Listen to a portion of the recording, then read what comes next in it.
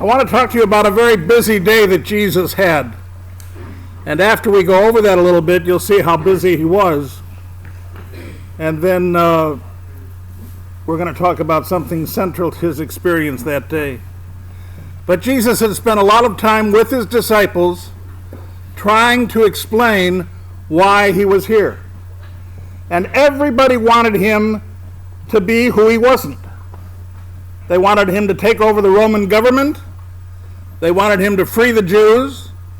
They wanted him to get over there and try to save everybody, make sure that everything was peaceful, that all the sick were healed. And that's not why Jesus came. And during this particular day, over many days where they and the disciples had stayed a long time, Jesus came to a specific spot near the sea, and then after working with the other people, would teach them. Of course, he would do some healing. Some people were very sick, and that's why a lot of people came to him. They asked for healing, and Jesus would heal them. He was a healer, and he intended to be a healer when they needed help. In one case, somebody said, "Lord, I need to be healed," and Jesus said, "I will heal you if you are willing." And he said, I'm willing. So Jesus said, "So am I," and healed him. Well, the people watched this. And the more that Jesus showed up, and the more he performed these miracles, the more the crowds got, the greater the crowds got, more people gathered around to see what he was doing. Now on this particular day, Jesus has healed a few people. And I don't know how the effect of healing a few people is, but whatever few people there were, Jesus had healed them. When Moses had said to God, "How am I going to explain you to my people? They're going to wonder where I was, and how am I going to tell them that you spoke to me, God Almighty?" And God said, "Moses, I am who I am." And he didn't try to help Moses explain who he was. He simply said that just like Moses, you are who you are, I am who I am. And I'm not going to take time to show myself. And then he had to explain to Moses why he could not even show himself to Moses, because the sight of God would dissipate Moses and his molecules. But that's another story altogether. The point is that Jesus was who he was, and one of those things was he was a healer. If you were blind, he would heal you. If you were lame, he would heal you. If you were sick, he would heal you. And then he would sit down and he would tell parables. Now on this particular day, Jesus did a lot of talking. There were a lot of people around him. And so, like all of us, you get tired of hearing him.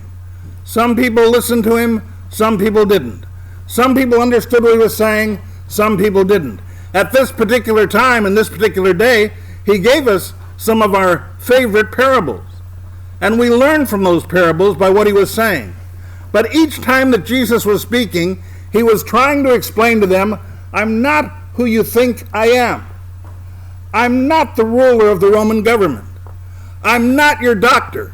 I'm not here to heal you. I'm not here to change your life.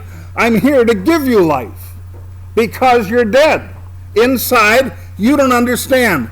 And so Jesus would explain these things as best he could through parables that we live with. But most important was his message to his disciples. 12 men who were going to carry the message of Jesus, and Jesus knew he was going to die soon. And since they were going to carry it, Jesus had to sit down with them and make sure that they would graduate from his Bible school. He had to depend on the disciples carrying the message of Christ to the rest of the world. So when it came time for the parables, after Jesus told the parables to the people, he then sat down with the disciples and said, "Let me explain to you what I am trying to say." And then he would teach the disciples, who themselves were unschooled men. They were fishermen, tax collectors. They hadn't really been in a lot of schooling. This was their education. But it was practical education, and as a way that Jesus could communicate how he was going to work and why he was not who they thought he was. He wasn't a ruler. He hadn't come to rule this earth. He hadn't come to straighten people out. He had come to give us life, which we had taken away from ourselves.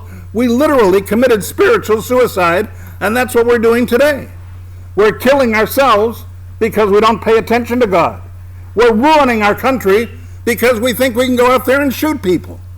We're literally committing crimes of all kind because we are spiritually dead. God made it very clear, and many of the times he made it clear, he said if. And the if means you and me deciding what we're going to do. If my people, which are called by my name, will humble themselves and confess their sins and pray, I will hear from heaven, I will forgive their sins, and I will heal their land. Is our land healed? It is not. Will God forgive? Yes, he will. He said he would. Have we prayed? We have not. And as a result, our country is going to pot. Jesus was constantly trying to explain to them that he was there to give life.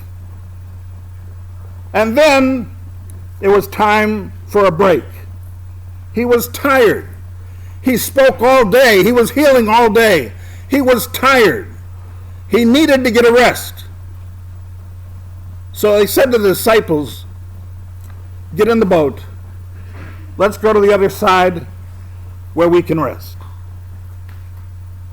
Go to the other side, they said. Well, we got all these people here. We got a crowd here. You got a giant crowd that you can work. Why go to the other side? We've already got work here to do. Let us do the work here. Jesus looked at him and said, you just don't understand why I'm here. And then he got in the boat. He was tired. And he got down into the crescents of the boat and immediately went to sleep. Now, one other incident I want to mention to you before we get into this major thing I want to concentrate on is there was a man on the other side of the shore where they were going who had called himself Legion. He was a demon-possessed man. And evidently, according to what we learned, the reason he called himself Legion is because he had many demons within him. This man was so awful that he would bite your neck and he would kill you.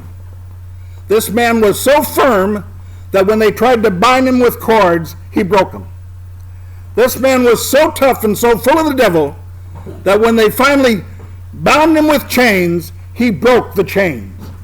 People were scared to death of him. And then the boat arrives. And Jesus is the first to get out of the boat. And while he's getting out of the boat, this demon-possessed man, seeing Jesus, runs at him with all the fury, ready to kill Jesus, just like the demons are ready to do, until the demons recognize that it is Jesus. And suddenly, as Jesus grabs his shoulders, the man stops and says, "Oh Lord, please don't kill me. Send me into some animal. Send me into the pigs that are down there and leave me alone." Evidently, a demon has to go into some living being in order to do his stuff. And so Jesus said, "Go." And they went into a herd of swine, left the man, and jumped into the water and drowned themselves. And Jesus at the same time picked the demon-possessed man up that the people were afraid of because they'd seen him killing people. Any of you who think that Jesus is a mamby-pamby are very mistaken.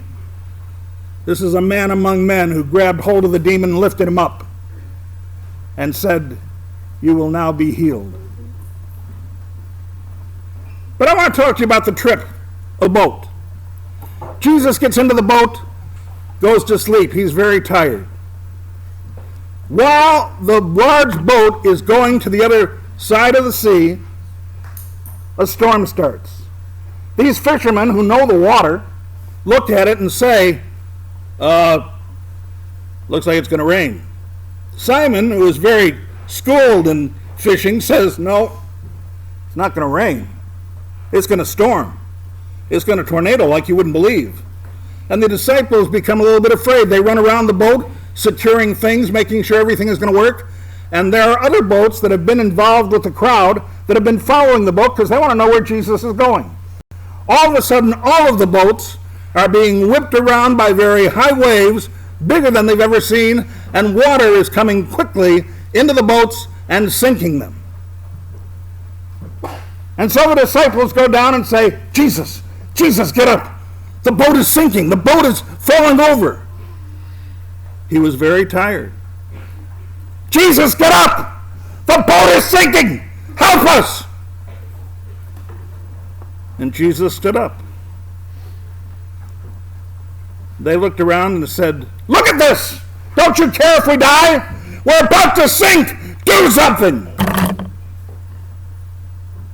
Jesus said, you have such little faith. Peace. Be still. The storm stopped. The disciples looked up in amazement. One of the disciples said, who is this man that even the winds and the waves obey him?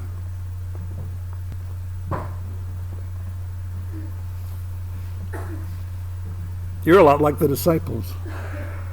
You've got storms inside you. I can't see them. Sometimes I see them.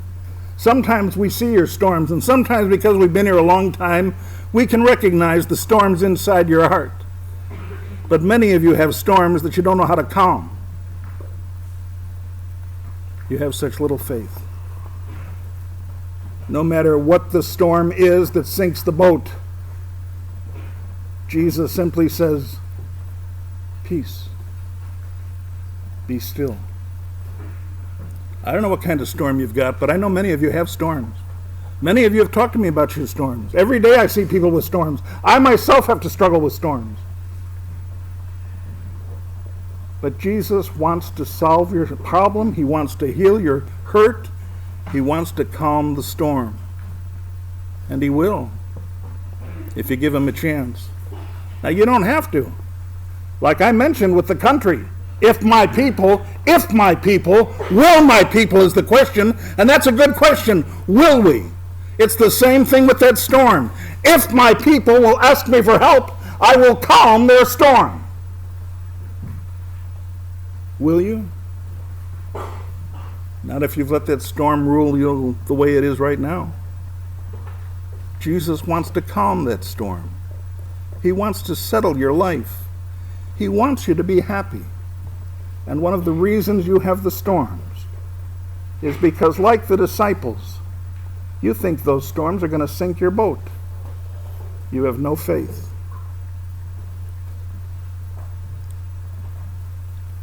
Master, the tempest is raging. The billows are tossing high. Carest thou not that we perish? How canst thou lie asleep, when each moment so madly is threatening a grave in the angry deep?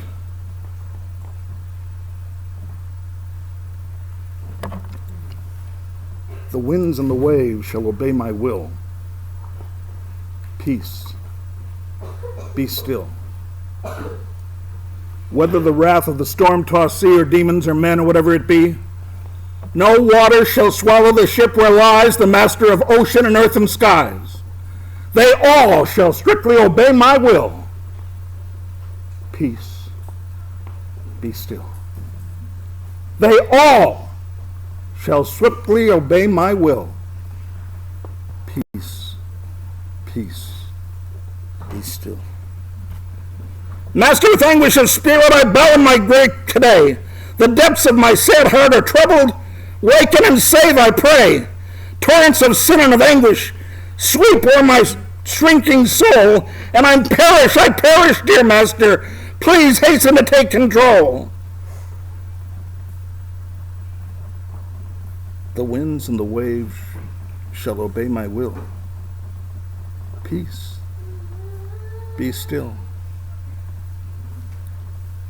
Master, the terror is over. The elements sweetly rest. Earth's sun and the calm lake are mirrored, and heaven's within my breast. Linger, O blessed Redeemer. Leave me alone no more, and with joy I shall make the blessed harbor and rest on the blissful shore. The winds and the waves shall obey my will. Peace. Be still. Whether the wrath of the storm-tossed sea or demons or men or whatever it be, No water shall swallow the ship where lies the master of ocean and earth and skies. They all shall strictly obey my will. Peace, be still.